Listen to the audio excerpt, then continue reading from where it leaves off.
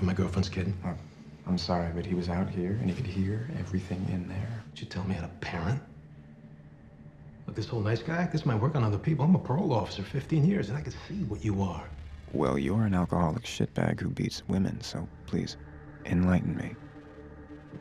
You're a freak.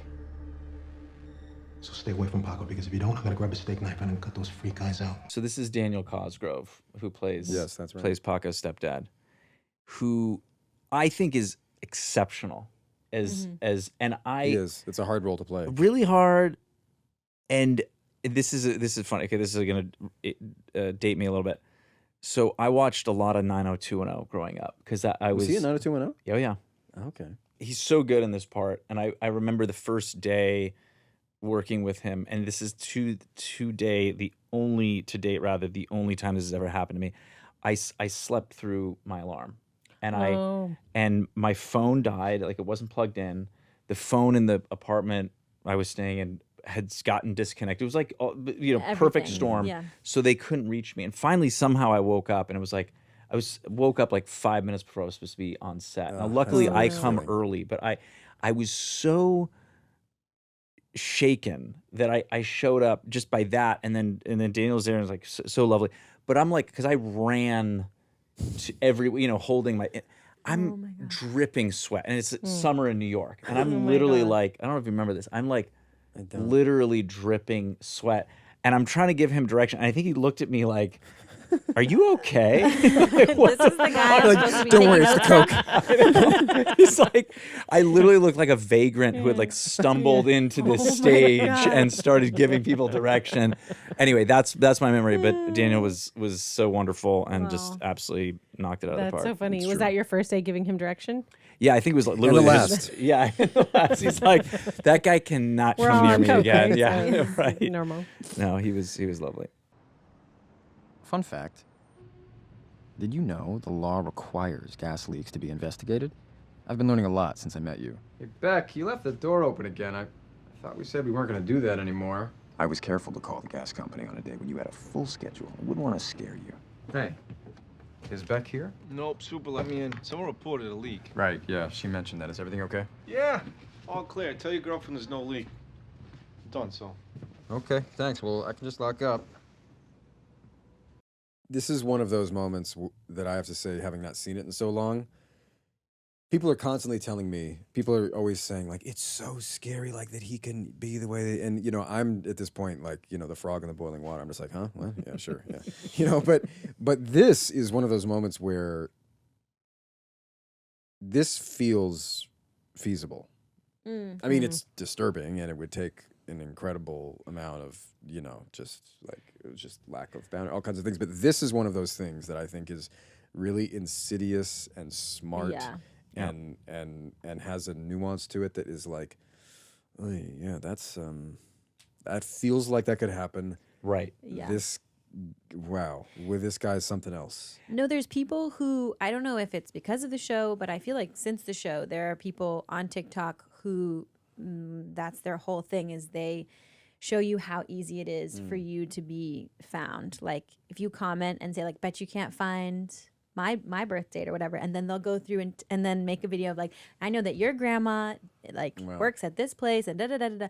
And it's wild. Actually, Greg Berlanti and Sarah Gamble, when they were pitching this show to the various studios, they did that to That's right. different executives. Sarah told us. Yeah, and I think when they were pitching it at Showtime, I don't remember. I which never one heard this. It was at Showtime for a minute. Yeah, Showtime was the most interested before they passed, and but yeah, they apparently were doing this to all the executives in the room to because the whole point was that this was like just after Mr. Robot had become a huge thing, and it was like, he's not that guy. The point is that he's like bumbling through this. Yeah. But it's very easy to find so much personal information. Yeah. You owe me 20 more pages. I've been, honestly, working every day and grading papers. If the schedule is too rigorous, drop back to part-time. But then I won't qualify to TA. I need the cash, the housing. I lose my place. I'm sure you'll figure it out. You're smarter, you wouldn't be here. Please, Professor Leigh. Paul. I'll get you the pages by the end of the week. I can't go to part-time, okay? I'm rooting for you. You just need to keep up. Happy to discuss further. After class, some evening. If we're gonna seriously discuss poetry, it should be over a drink. There's a little gastropub I love. So this is 2017, right? Like, not that long ago, Yeah. but it is pre-Me Too, right? It just pre though. Barely. Because during while we were shooting that happened. I remember having a conversation. Well, when we get there, when they go on the date, and he touches her leg onto the table, and I was chatting with somebody in the costume department, a woman, and I said we were talking about for Elizabeth sort of what she would be wearing, and she knows what Professor Leahy's up to, right? And I was like, oh, has this kind of thing ever happened to you? And she looked at me like I had two heads. She's you're like an alien. She's like, and very seriously, Lee, this has happened to every woman you know. Yeah. Yeah. And again, I mean, I have a sister, and felt, because at that time I was 21. No, at that time I was already in my 30s, and I'm like, the fact that was new information to me was upset. It was really stuck with me too. That the way she said it. Beck, you're too drunk to be alone. What if some sicko had followed you down here? And you're too wasted to be standing so close to the tracks. Beck, stop texting that arrogant club soda no-show dickhead.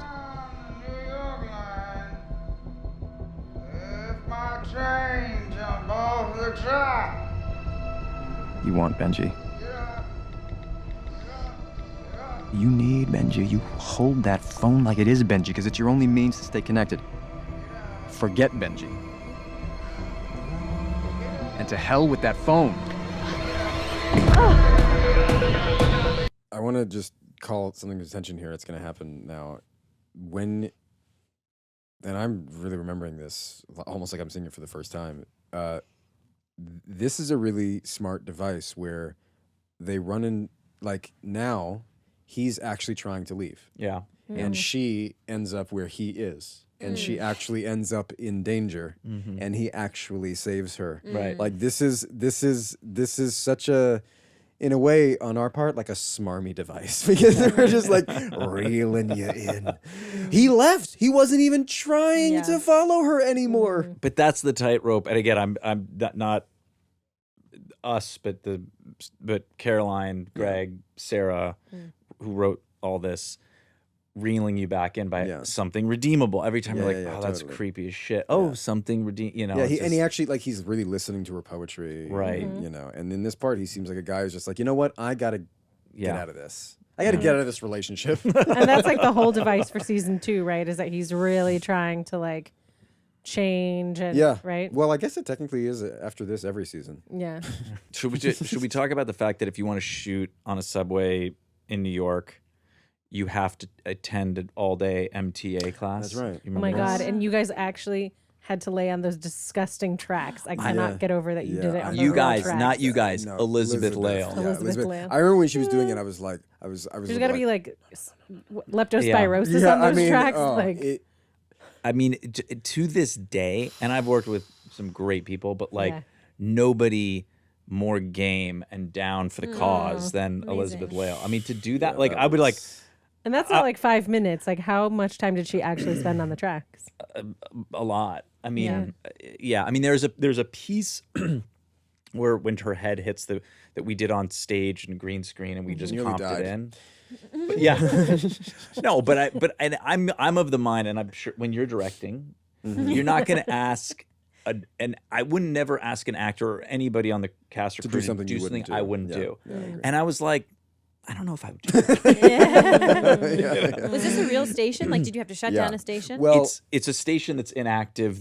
Basically, anytime you see a New York station, it's this station that's been redressed. As far as I know, unless that's changed. That's at least was the case then. I don't know if it's different now, but because you can't shoot in the subway. It's just like an impossibility unless you steal shots, which we've, I've done that in other projects.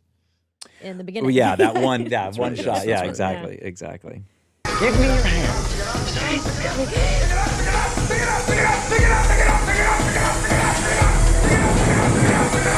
Your hand now. Pick it up! Pick it up!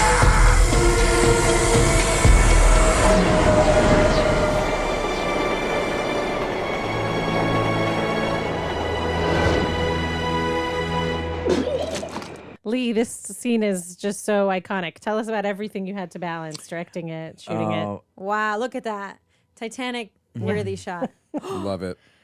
I love it. Did you forget about that? Yeah, I did too. It's a great beat. But yeah, can you walk us through all the different elements? Well, here's what I remember pretty well. Like it is, at least on a TV show, a relatively complex sequence because we're on a subway track. We didn't, we had a subway that went by, a real subway car went by. The stunt of her falling in, and we had one day. We were just down there for one day. Wow. I remember it being about 120 degrees. Super hot, it was, you know what a subway platform is like in August. Oh my God. It was like that. miserable, and you're in a jacket, and Elizabeth's. Anyway, we definitely storyboarded the whole thing, so it was very meticulously sort of planned out. I do remember we kind of tried to shoot everything in order as best we could. I was most nervous Which is about nice because a lot of times you don't get to do that. right. But it just helped in terms of continuity and everything else. She had to get thrown up on and everything. She had to get dirty. And there's also this stuff of like, once we brought this is MTA stuff, but once we brought the subway car in, they have to turn the third rail on to do that. Oh, right. Yeah. But to be down in the subway for crew and gear and actors to be down there, they have to turn it off. And it's not like just somebody flipping a switch. It's sort of a thing. So the order in which we shot, I was just, had to take that into consideration. I just remember it wanting to nail you falling into frame with her and feeling like it was too big a cheat because effectively they come out this way, and then they land that way. Yeah, I know. And so it's a cheat, but you wanted the train to rush right as That's we exactly fall down. right. And I remember it was like there was so much pressure to get the timing right, and we're like standing there like this, and I'm like in a horse squat waiting, and then the train's coming, and it's like you got to time it right. Totally, like that sort of thing. And it would on our tight schedule, it's like if we don't get that, let's reset the train and took- wait 45 minutes, yeah. for the train to go back. It was like a lot of pressure. It's so hot, all that stuff. But I do feel Did you like get it? we did. Well, I don't know. I mean, Yeah. No, but I mean, you didn't have to reset it and wait the 45 minutes. I think we did it 3 times. Yeah, I was gonna say twice, but it might have been 3. Then that's probably right. I just know that we did it more than once, and we definitely didn't do it more than 3. Yeah, probably twice. Penn, tell us about the puking. I mean, so What this was is it's like a soup mix. This is one of these things where when you've been doing it as long as I have, you're so used to like just to drink somebody's soup that's been in their mouth. Yes, it was. No, it was like it was just one of these days that's very, very, very uncomfortable. You have to act like you're not. I'm not, of course, complaining about it. It's just an interesting thing where you wouldn't think about it. But If you were going to complain about something, I think you'd be allowed to complain about this. Yeah. But I mean, as an actor, I think something you do get very used to being is like you're never dressed for the weather. Never. It's uncanny. You'd think once in a while it would work out. No, never ever does. It's like you're either very hot or you're very cold, and you have to act like neither is true. Yeah, totally. It's like I don't know how it always works that way. Yeah. Pilot of Gossip Girl was shot in the dead of winter, and the women were having to deal with all kinds of short skirts. So we go back to shoot the second episode in the dead of August summer, and I had a scene that we had to pick up where I'm in my full scarf, jacket, everything in a cab that can't have AC on for sound. Oh my God. And I'm telling you, that is stuck out of my brain. Yeah. At 20 years old is like one of the worst feelings I think I've ever had. Just you feel like you're losing your mind and you can't get out. You're just sitting there. You got the scarf on. You're sweating. You have to act like you're not. Constantly dab it away to it's like just for the split second while you're on camera. Right. Suddenly you have to just dissociate. That's why I'm so good at it. Yeah. I'm so good at dissociating. So she like spits out all the. Yeah, she just spit out all the soup, and it like definitely went in my mouth. And Did it get in your eyes? No, I don't think so. I mean, honestly, the thing about the discomfort, what I'm trying to say is, I don't even really remember. And then because you had to do more than one take, do you take a quick shower? Like, how does that work? No, you just you wipe it off. It's a lot of it kind of like I mean, so down there. So I also had like I had some kind of stunty like padding on my back, because I was falling right down on my back on the tile and had to do it. In the rehearsal at least, we certainly had to do it over and over, so to make sure that we were all prepared. So I was constantly. I think what I was doing. They had a bunch of extra shirts and jackets down there. So again, it's not like I'm complaining, but it's one of these things where, you know, in between takes, I'm having to change in and out, and I'm covered at this point in like fake subway dirt, Right. and a lot of real sweat, probably. so much real sweat, and then you know the feeling of being extremely dirty and sweaty, and you're trying to put on clean clothes, like Oh, yeah. you know, like somehow that is a terrible Yeah. feeling, and that's what it was doing repeatedly. Yeah. So And a quick shout out to Penn, because you have to remember, there's not that many actors who would be like, okay, I just got puked on, have wardrobe standing right here, give me another jacket, and we'll go again, because we know we're crushed for time. 9 out of 10 or 4 out of 5, let's say, would be like, all right, I'm gonna walk back up slowly to my trailer, go through the hair and makeup, is gonna make sure I look cool. I'm gonna probably cool off a little bit. Maybe I'll check my really, phone. I mean, really, maybe not 4 out of 5, but 3 out of 3 out of 5. No. All I'm saying is that one of the reasons this is such a great memory for me is because you set the tone, but everybody really was like, you know, Game. They gotta we listen to believe me. in the script. We had what's that again? They got to listen to me. Yeah, right. So, you know, and those are the things that I think a lot of, at least actors, because they're not on the other side of the camera, don't realize, like, But this how, one, Yeah. except one is. you, It's true. 409. Yeah. So, No, it's so true. I'm just saying it's nice actually when actors have directed stuff, because you know that, like, while I'm coming up to you, I'm like, yeah, let's have a very deliberate conversation about this one thought you had about the scene. I'm like, please get on your fucking mark. We've got to go. You know what I mean? Yeah. So It's like you're in television again. You're just Yeah. something that is hard to appreciate until you go through it viscerally. It's like you are so pressed for time that like kind of like this of you being on set, Nava, and poking me and probably being like, why won't he turn around? It's like we're used to such a phenomenal level of stress, like at all times, even register. intense stimulus of all kinds. It's Yeah. just kind of like, no, this is just I'm just a frog in the boiling water, you know? Like, Yeah. When I was on the set, I was asking crew members and stuff about like actors they've had good experiences with. And one thing they said about Penn was that they were surprised how much he loves doing his own stunts. Like that was one thing. Like Penn does almost all his own stunts. You also Yeah, wouldn't think that shows. there are a lot of stunts, but Yeah. Joe's a pretty physical, Yeah. physical Yeah. enough that there's things that you do a lot that like are just it's just clunky and you get bruised and but yeah, no, I mean it's important to me because it just feels more real. It's fun. Crush is brought to you by Booking.com, Booking.yeah. Every time I use Booking.com to find a place to stay in the US, I know that they'll have exactly what I'm looking for. They have a huge variety of options. They have hotels to vacation rentals, and I'm always able to find the thing that fits my specific needs. Booking.com has something for everyone.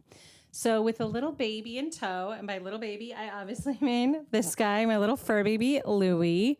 My days of crashing on a friend's couch are unfortunately over. I hate to say it, but not everyone is as open to having a little dog as I would like. And so I have to find the place that's perfect for the two of us, that's pet friendly, that's affordable, where I know that we're both going to be comfortable and have the best time possible, worry free. And no matter what, Booking.com always helps me find a place that's in the right location for the right price. It's just ridiculously right. So find exactly what you're booking for on Booking.com, Booking.yeah. Oh my god, I am so sorry. No, it's fine. It's fine. I hated this jacket. I really am sorry. Okay. You mind? Sure. You know what? Let's get you in a cab. All right? at the risk of more patting ourselves on the back, this scene I remember feeling kind of good doing because we had kind of made it through the tough part of the day. Yeah. And it felt like You filmed this the same day? no, sorry. Same. I think we had Whatever come day it from the was. alley with Benji. Is my recollection. The alley is like right down the street, but it just felt kind of like less stressful than like the subway day, and it just felt like the two this We got to actually amount make of a connect- show for a moment. Well, yeah, and it felt like being out on the street in New York at night during the summer, which Yeah. it was, of course. Yeah. But No, I know what you mean. It was Yeah. more relaxed. yeah. We did. It was like a vibe. We could like Yeah. spend time on creating the vibe, which again, as we're Hard to saying, is do. like sometimes you're like, yeah, it'll be there in post. We'll Yeah, get yeah. it later. Yeah, yeah. We just Shut up, we we're gotta done. roll. Hemorrhaging Yeah. money.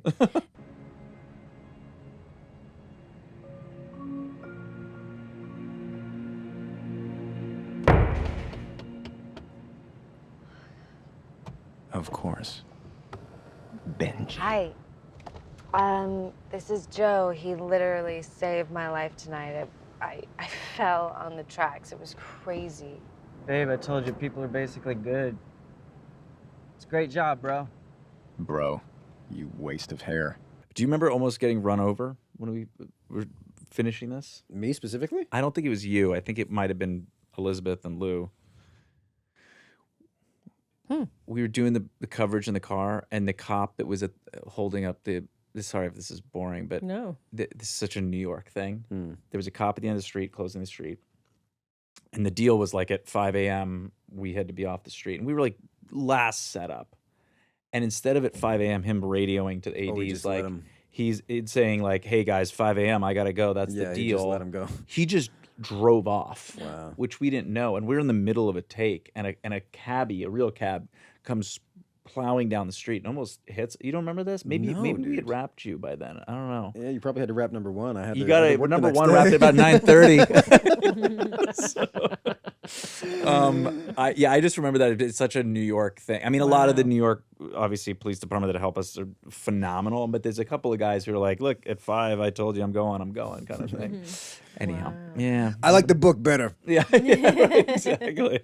Got it. So what we have here is a line press, basically just a huge clamp.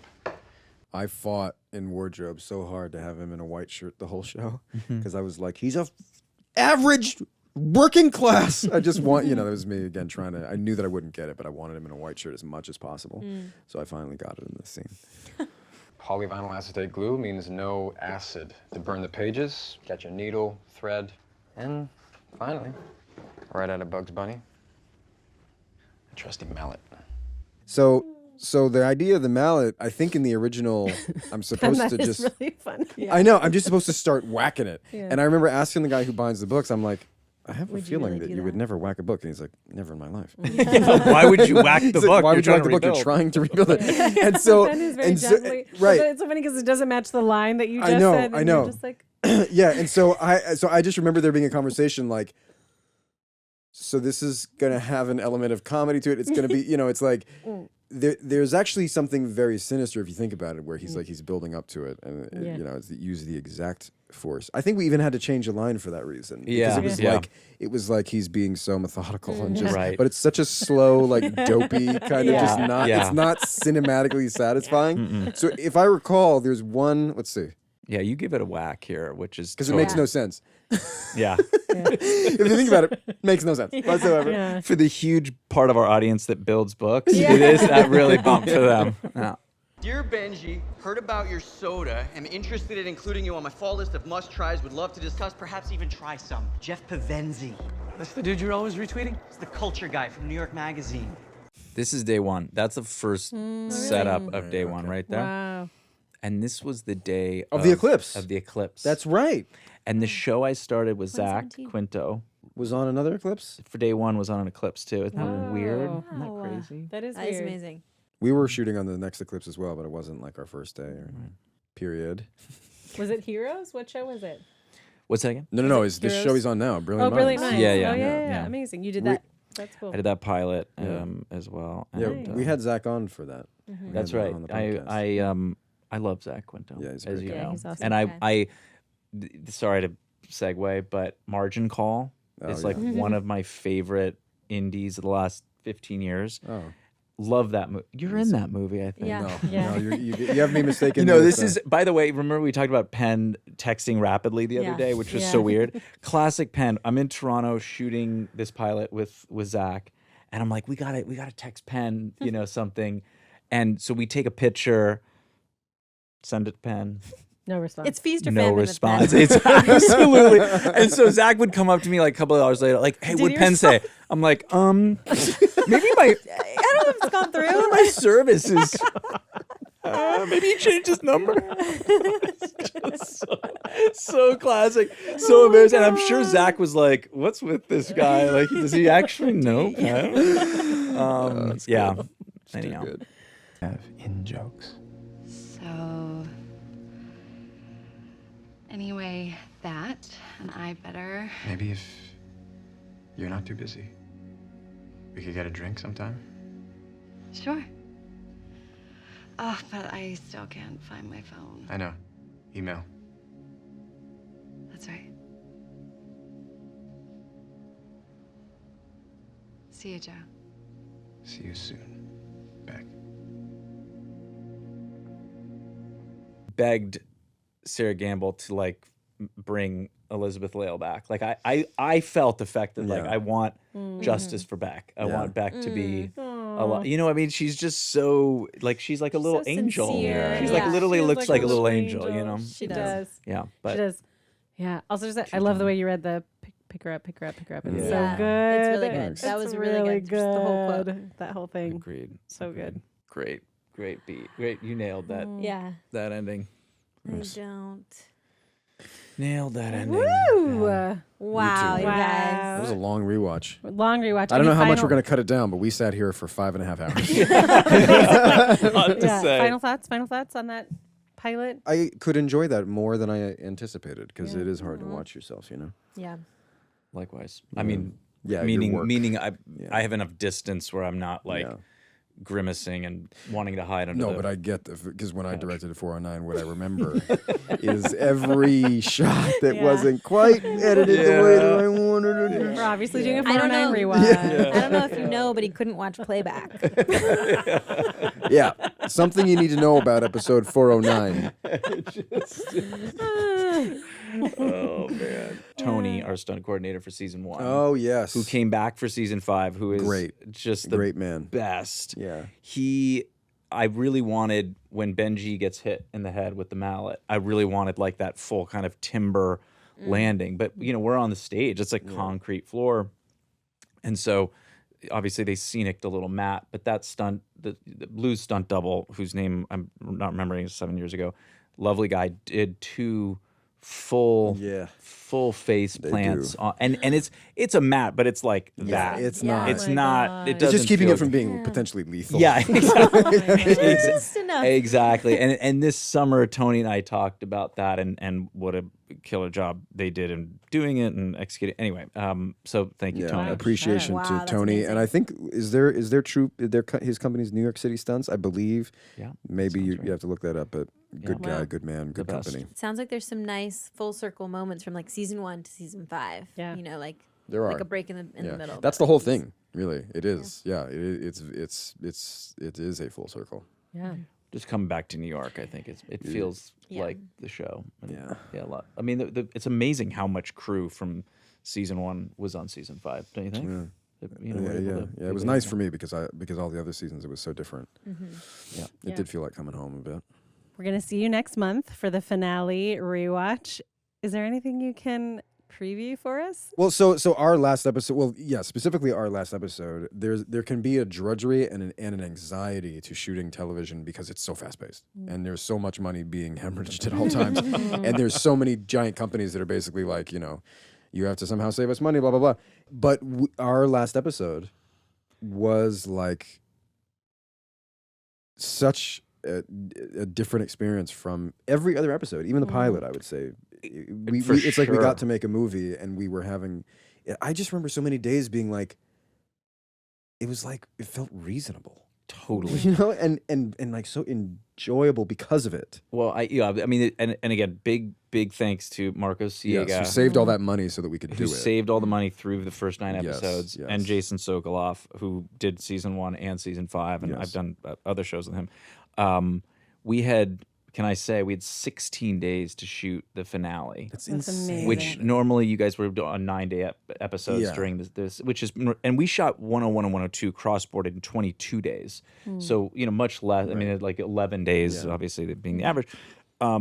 to your point, Penn, not only was it great just like being in New York in the summer, which felt like coming home, getting to laugh probably too much with you, driving everyone nuts. It might have hurt my performance. It might have hurt both of our prospects of coming back to work for Warner Brothers might have been affected. But 16 days and yeah, going home and not feeling totally shattered. Yeah. And feeling like you come back to work the next day and not just be like wrung out. You know, that was really refreshing. It was really nice. Yeah. Well, obviously I haven't seen it, but I did run into Justin Lowe at a party, and Justin Lowe is our one of our executive producers, became a showrunner. One of the showrunners for season 5. And he said he was on his 9th watch because he was, helping to give notes and edits, whatever.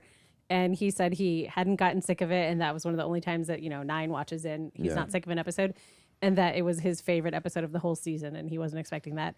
And that he was, and he specifically said he was like blown away by Lee's work as a director, and he was blown away by Maddie and Penn's performances. Yeah, so great. Oh my I gosh, can't wait. cannot wait. It's I don't think I've seen a final cut, to be honest. I think I saw the second of final. I saw it when it was like, nearly I don't there. think I've seen the final mix. I went through color with Block Picture, but the final mix. But it is, I will just say, Michael Foley, who was number 2 also on the show. Yeah, up into the 5th season, and then he became showrunner alongside Justin Lowe, and he's been there the longest now out of anybody because Sarah Gamble left. So so Foley really is the end-to-end man, and he wrote with Neil. I mean, really I think incredible finale. I mean, and I would imagine as obviously Greg and Sarah, they're genius. We've established, but I have to believe writing a finale after 5 seasons is actually harder when you're trying to stick the landing of so many things, many things off. Undoubtedly. And I just thought it was a total home run, and then to have the time to actually do it right was I don't think I can't imagine a time in my career I'll have what we had this last summer with the time. Not in TV, no. No. Especially now. Like, I feel like the world has sort of imploded a little bit since then. You know what I mean? Just the business in general. So anyway, it was a great experience, and I cannot wait to do this again and discuss it with you guys. Yeah. Come back next month, guys. Yeah. Lee, thank you so much. We Thank can't you wait guys. to do this again. So great to be here. Yeah, really appreciate it. And what's nice is reflecting on the finale. We just took a little bit of time out of that rewatch. Yeah, that's just keep it going on that one. Ramp it up. Thanks, guys. Bye.